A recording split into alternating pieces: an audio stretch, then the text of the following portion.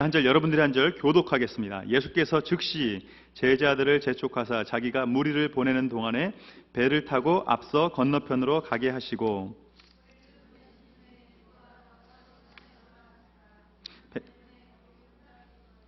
배가 이미 육지에서 술이나 떠나 바람이 거슬림으로 물결을 인하여 고난을 당하더라.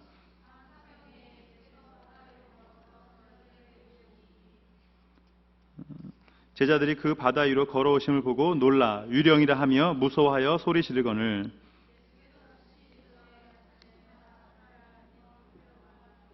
베드로가 대답하여 가로되 주여 만일 주시어든 나를 명하사 물 위로 오라 하소서 한데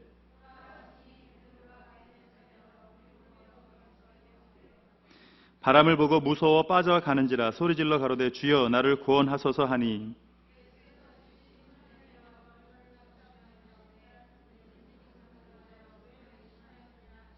배에 함께 오름에 바람이 그치는지라. 사람들이 예수께서 절하며 가로되 진실로 하나님의 아들이로소이다 하더라. 아멘. 여러분, 우리가 믿음에 대해서 이야기할 때 이런 물 위를 걷는 이런 믿음 이야기할 때 어떤 정말 물 위를 걸을 수밖에 없는 그런 상황들, 홍해를 만났을 때의 상황들, 어떤 그런 큰 이적과 기사가 아니면 할 수 없는 일들, 그럴 때에만 우리가 믿음이 필요하다고 생각을 하는 경우가 있어요. 근데 실은 우리가 할 수 없는 일에서도 믿음이 필요하죠. 근데 할 수 있는 일에서조차도 믿음이 필요합니다. 어떨 때는요, 우리가 너무 잘할 수 있는 일이에요. 그런데 훨씬 더 많은 믿음이 필요할 때가 있습니다. 물 위를 걸을 때 얼마나 큰 믿음이 필요하겠어요. 그런데 물 위를 걷기 전에 그 물 위로 내 몸을 던지는, 아직 이적과 기사가 시작되지 않은 그 순간에 내가 하나님의 역사와 능력을 믿고 뛰어드는 거기에 훨씬 더 많은 믿음이 필요합니다. 바다 위를 갈라서 가는 그 일에, 거기를 걷는 일에, 지나는 일에 얼마나 큰 믿음이 필요하겠습니까? 근데 홍해가 갈라지기 전에 그 바다 앞에서 한 발 내디디는데, 그러면 물이 갈라질 거라는 거기에 우리의 큰 믿음이 더욱더 필요할 때가 많습니다. 우리 일상 속에서 얼마나 많은 믿음이 필요합니까? 가정생활 하시는 분들은요, 집에서 설거지 할 때도 믿음이 필요해요. 아직 시집 안 간 처녀들은 잘 알아두십시오. 설거지 할 때 얼마나 많은 믿음이 필요한지. 여러분, 지금 대학 공부하는 청년들도 많이 있는데 설거지하다가 여자분들 많이 시험당해요. 내가 설거지나 하려고 이 대학 나온 줄 아냐고 막 그러면서 한탄하고요.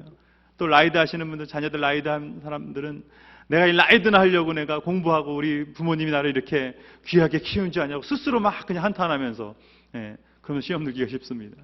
또 아빠들은요, 직장 생활할 때도 얼마나 많은 믿음이 필요해요. 직장 생활하면 믿음과 반대되는 그런 상황들이, 시츄에이션들이 얼마나 많아요. 그러니까 그럴 때도 엄청나게 믿음이 필요합니다. 근데 집에 들어갈 때도, 사랑하는 가족을 만날 때도 믿음이 필요해요. 하루 종일 그 설거지와 라이드와 아이들과 씨름하면서 또 직장까지 갔다 오면서 씨름하고 지쳐있는 그 아내를 대할 때 믿음이 필요해요. 이 아내가 그냥 남편 오기만을 기다려서 그냥 오면은 그냥 내가 오늘 하루 종일 얼마나 힘들었는지 아냐고 막 쏟아붓고 막 그러려고 이제 준비하고 있거든요. 훨씬 더 많은 믿음이 필요해요. 우리 학생들도 정말 거친 풍랑 같은 그런 상황들도 있겠지만, 실은 우리의 믿음이 필요한 건 내가 이 준비도 안 된 시험을, 테스트를 봐야 되는데 이걸 어떻게 좀 편법으로 어떻게 잘 넘길 것인가. 그럴 때 훨씬 더 많은 믿음이 필요하죠. 내가 정말 장학금 받지 않고도 얼마든지 할 수 있는 여력이 있는데, 장학금을 준다는데 내가 힘든 척할까, 없는 척할까. 그럴 때 훨씬 더 많은 믿음이 필요하죠. 우리 삶 속에서, 일상 속에서 훨씬 더 많은 믿음이 필요한 겁니다. 다윗이 골리앗을 물리칠 때도 믿음이 필요하지만, 자신을 죽이겠다고 끝까지 쫓아오는 그 사울왕 앞에서 훨씬 더 많은 믿음이 필요한 겁니다. 그 세왕 이야기 제가 지난번에 했는지 모르겠는데, 하나님께서 사울을 다윗에게 붙이신 이유는, 사울을 통해서 다윗 안에 있는 그 사울의 심성을, 다윗에게도 있는 그 사울의 심성을 뽑아내길 원하셨다는 거예요. 사울을 보면서 자기 자신을 보기를 원했다는 거죠. 다윗이 스스로를 좀 바라볼 수 있도록, 네 안에도 사울과 같은 그러한 심령이 있다, 이것을 볼 수 있도록 하나님께서 사울을 다윗 옆에 붙여 두셨다는 겁니다. 우리 안에 우리가 만나는 사람들을 통해 사람들 앞에서 우리에게 많은 믿음이 필요합니다. 사람은 언제나 하나님의 도우심이 필요하기 때문에 언제나 우리가 믿음을 가지고 살지 않으면 그 말과 행동과 삶 속에서 크리스찬으로서 살아가기가 쉽지 않습니다. 오히려 베드로도 오늘 말씀을 통해서도 보여주지만 베드로가 물 위로 뛰어들 때는 얼마나 많은 믿음이 필요했어요. 정말 물에 빠지지 않을지 두려움을 가지고 정말 이것이 될까? 주님께서 오라고 하시는데 될까? 하고 뛰어들 때 얼마나 많은 믿음이 필요했겠어요. 근데 정작 물 위로 걸으면서 베드로는 믿음이 연약해졌어요. 물 위를 걷는 기적을 경험하면서 오히려 베드로의 믿음이 연약해져서 의심이 들어가서 물에 빠졌다고 그렇게 성경은 기록하고 있잖아요. 실은요, 이적과 기사를 경험하면 우리가 훨씬 더 잘 믿을 것 같잖아요. 하나님이 음성으로 우리에게 들려주시고 어디로 가라, 이렇게 해라, A냐 B냐 하나님께서 다 말씀해 주시면 훨씬 더 잘 믿을 것 같잖아요. 근데 그렇지 않다는 겁니다. 이스라엘이 하나님께서 그 많은 이적과 기사를 보여주셨을 때 훨씬 더 믿음이 연약했어요. 하늘에서 만나가 내리는데, 메추라기가 내리는데, 떨어지는데, 물기둥, 불기둥, 구름기둥이 막 옆에서 막 다 일어나고 있는데 그때 오히려 불평이 훨씬 더 많았습니다. 하늘에서 내리는 만나가 여러분 얼마나 맛있었겠어요. 그냥 여러분들이 지금 뭐 랄프스나 알버슨에서 먹는 그런 과자하고 맛이 비교나 됐겠습니까? 하늘에서 내린 하나님께서 만들어주신 음식인데 얼마나 맛있었겠어요. 그런데도 이스라엘 사람들이 뭐라고 그래요? 애굽에서 매 맞으면서 먹었던 그 부추에 싸먹었던 고기가 맛있었다는 거예요. 그게 훨씬 맛있었다는 거예요. 여러분 매 맞으면서 밥 먹어보셨어요? 그게 맛있겠어요? 설마 그게 더 맛있겠습니까? 그런데 그렇게 많은 이적과 기사 속에서 훨씬 더 불평이 많더라는 거예요. 오히려 여호수아와 갈렙이 이 가나안을 정복해 진군에 들어갈 때 훨씬 더 강력한 믿음을 보여줬다고 하는 사실입니다. 훨씬 더 그 삶의 현장 속에서 사람과 부딪히면서 상황과 부딪히면서 하나님을 의지했을 때 훨씬 더 믿음의 사람의 모습으로 살아갔던 이스라엘을 만나볼 수 있다는 겁니다. 골리앗과 싸웠을 때 다윗에게 보았던 믿음, 그 믿음보다 사울왕을 끝까지 참고 인내하는 그 모습에서 훨씬 다윗이 성숙한 믿음의 사람으로 변화된 것을 우리가 볼 수 있는 겁니다. 이제는 우리가요, 할 수 있는 것하고요, 내가 할 수 있다고 생각하는 건 전혀 다른 차원의 문제예요. 한국에서 그 아리랑 TV라고 있는데 외국 사람들에게 한국을 소개하는 그런 TV예요. 거기서 봤던 광고가 있었는데 너무 제가 재밌게 봤어요. 한 미국인이 길을 가다가 이제 할아버지를 만났어요. Do you speak English? 그랬더니 이 할아버지가 나 영어 못한다고 막 도망갔어요. 가다갔는데 젊은 남자 청년을 만났어요. Do you speak English? 그랬더니 이 청년이 Yes, I do 그러는 거예요. 와, 너무 반가워서 이 미국인이 Where is bus stop? 너무 쉽잖아요. 버스 정류장 어디냐? 그랬더니 이 청년이 Yes, I do 그러는 거예요. Do you speak English? Yes, I do. Where is bus stop? Yes, I do. 그게 광고 전부예요. 그 청년 영어 할 줄 아는 거예요? 모르는 거예요? 그냥 yes, I do만 할 줄 아는 거예요. 예, 영어를 할 줄 아는 건 아니에요.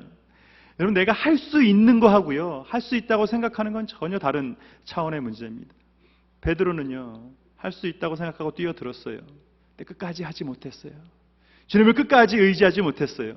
자기는 할 수 있다고 생각했어요. 베드로는요, 자기 자신의 믿음에 대해서 너무 자신했어요. 나는 어떤 시련과 고난이 온다 할지라도 예수를 부인하는 일은 내 생에 절대 없을 것이다. 주님, 세상 사람들이 다 주를 버린다 할지라도 저는 주님을 버리지 않을 겁니다. 예수님께서 뭐라고 말씀하세요? 네가 닭이 2번 울기 전에 3번 나를 부인하는 때가 온다. 내가 죽을지언정 그런 일은 없을 겁니다. 근데 베드로는 예수를 3번 부인했어요. 자기가 할 수 있다고 생각했는데 할 수 없었어요. 여러분, 나의 믿음이라고 하는 것은 내가 스스로 판단하는 것이 아니에요. 내가 갖고 있는 그 무엇이 아니에요. 철저히 주님만을 의지하는 거예요. 우리가 믿음이라고 생각하는 것, 믿음이라고 이야기할 때 우리가 좀 현실을 무시하는 것, 그거를 믿음이라고 생각해요. 근데 믿음은요, 현실을 분명히 직시하는 거예요. 베드로가 물에 뛰어들었지만 하나님의 말씀 듣지 않고 뛰어들지 않았어요. 먼저 예수님께 묻습니다. 주님, 만일 주시거든 나를 명해서 물 위로 오라 하소서. 주님의 말씀을 듣고 오라 그랬을 때 베드로가 걸었어요. 왜 베드로는 예수님께 묻지 않고 먼저 믿음을 갖고 뛰어들지 않았을까요? 그냥 뛰어들면 될 텐데, 믿음을 가지고 내가 하겠다는데 주님께서 걷게 하시겠지. 아니요. 베드로는요, 현실을 직시했어요. 사람이 물에 뛰어들면요, 빠지는 거예요. 밤 사경이라고 했어요. 새벽 3시예요. 새벽 3시에 물 위로 뛰어들면요, 바닷가 한가운데 풍랑이 있는데 뛰어들면요, 아무리 베드로가 수영을 잘하는 어부라 할지라도 거기서 살아남을 수 있을지 장담할 수가 없어요.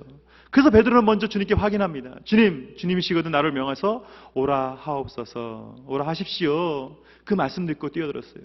사람이 물에 빠지면 뛰어든다는 뛰어들면 빠진다는 그 사실을, 현실을 베드로는 무시하지 않았어요.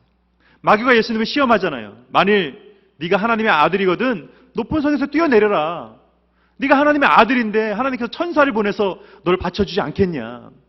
그때 예수님께서 본때를 보여주시겠다고, 야, 내가 한번 해볼까? 내가 그거 못할 줄 알아? 예수님께서 그렇게 막 그냥 자신을 뽐내시면서 뛰어내렸어요? 그렇게 하지 않았어요. 주 너의 하나님을 시험하지 마라. 마귀의 시험은요, 예수님의 능력에 대한 시험이 아니에요. 예수님이 마귀가 시킨다고 하는 것이 자존심이 상해서 안 한 게 아니에요. 네가 시킨다고 내가 할까 보냐? 그런 자존심이 상해서 예수님께 안 하신 게 아니에요. 마귀가 지금 예수님을 시험하는 거는 철저히 하나님만을, 말씀만을 의지하는 것에 대한 시험이에요. 우리가 너에게 겨자씨만한 믿음만 있어도 산을 옮겨서 바다에 빠지우라 하여도 그대로 될 것이다. 의심하지 않으면 그렇게 될 것이다. 그럼 여러분, 지금 여러분의 믿음을 테스트하기 위해서 우리가 어떻게 빅베어로 가가지고 저 빅베어가 한번 이 태평양에 빠질 때까지 한번 기도해 볼까요?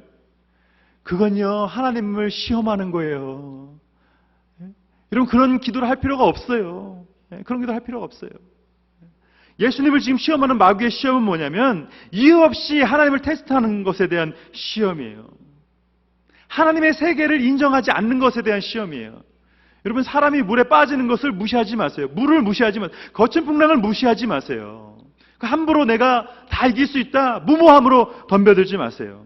무작정 물에 뛰어드는 것은 믿음이 아니라 하나님을 시험하는 겁니다. 이 자연세계조차도 하나님께서 만드신 거예요. 하나님의 통치 질서 가운데 있는 거예요. 그러니까 그것조차도 인정하는 것, 거기에 우리의 믿음이 있습니다. 믿음은 결코 무모함을 의미하지 않습니다. 현실을 무시하고 무작정 뛰어드는 거, 그거 믿음 아니에요. 그러나 동시에 나의 힘을 의지하고 내 힘만 가지고도 충분하다, 그런 자만도 교만도 믿음 아닙니다. 믿음은 철저히 하나님의 능력을 의지하는 것,